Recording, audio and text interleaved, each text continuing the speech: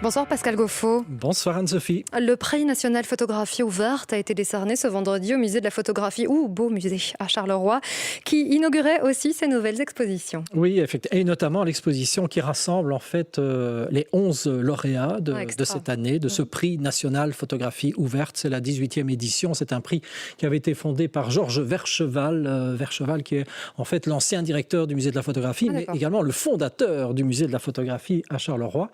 Et donc c'est un prix de découverte, effectivement, des photographes avec aucune thématique imposée. Toute liberté donc est laissée aux photographes. Quant au choix du genre, ça peut être du reportage, du paysage, du portrait, et quant au choix également des sujets imposés. Il y a plusieurs lauréats, mais le prix national photographie ouverte, le prix national, a été décerné à Arnold Grosjean, qui reçoit également le prix RTBF, qui est associé à ce prix. Oui, alors c'est une double consécration pour un travail qu'il a mené avec des enfants des rues à Bamako.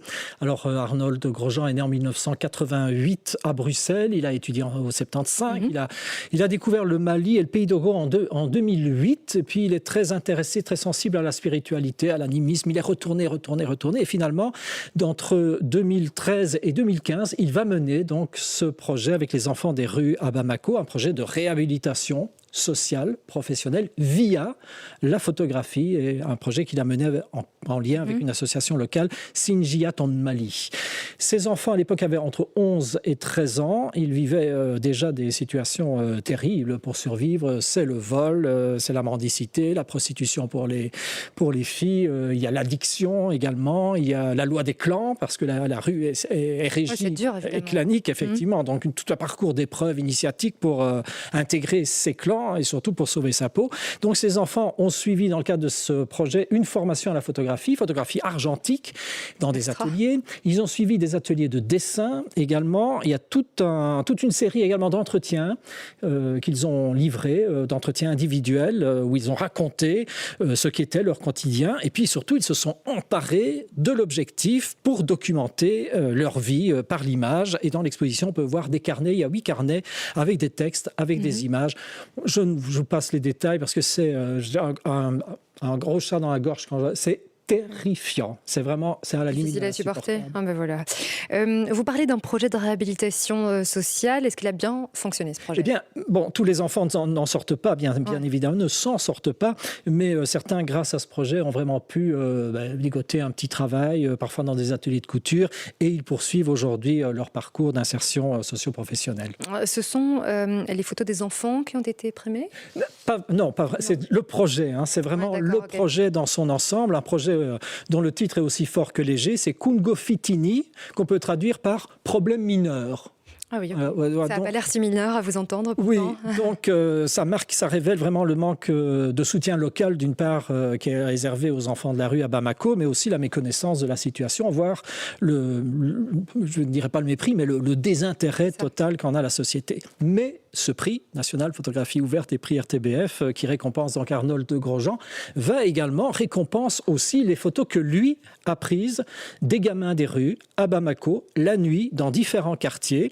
Alors, la plupart du temps, les enfants regardent l'objectif en face. Arnold Grosjean rend vraiment tangible l'existence cachée de ces enfants parce que rien n'est montré de leur activité. Ils ne sont pas en situation, ils ne sont pas en action dans ces photos.